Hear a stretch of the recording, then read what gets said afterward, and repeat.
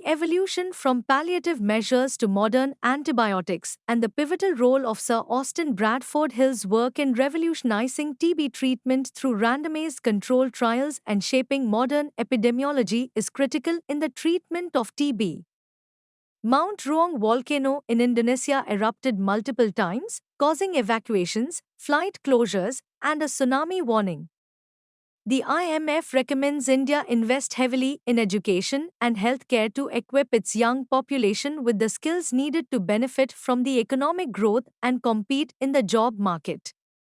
A report alleges Nestle uses more sugar in baby food sold in developing countries like India than in Europe, raising health concerns and accusations of double standards.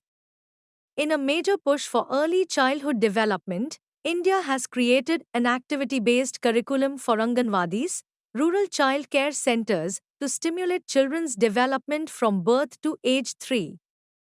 The statement from top constitutional office holders emphasizes the importance of voter participation and civic duty in strengthening Indian democracy, urging citizens, especially first-time voters, to actively engage in the electoral process.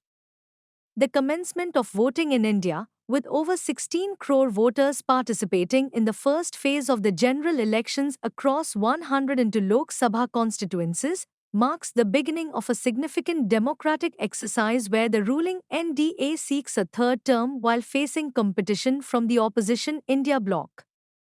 The Election Commission asserts the impossibility of tampering with electronic voting machines at any stage, amidst Supreme Court hearings on ensuring transparency in the electoral system for India's 97 crore registered voters. The return of an Indian sailor from the detained MSC Aries in Iran has sparked efforts by the Ministry of External Affairs to secure the release of the remaining crew members amid diplomatic dialogues and logistical challenges.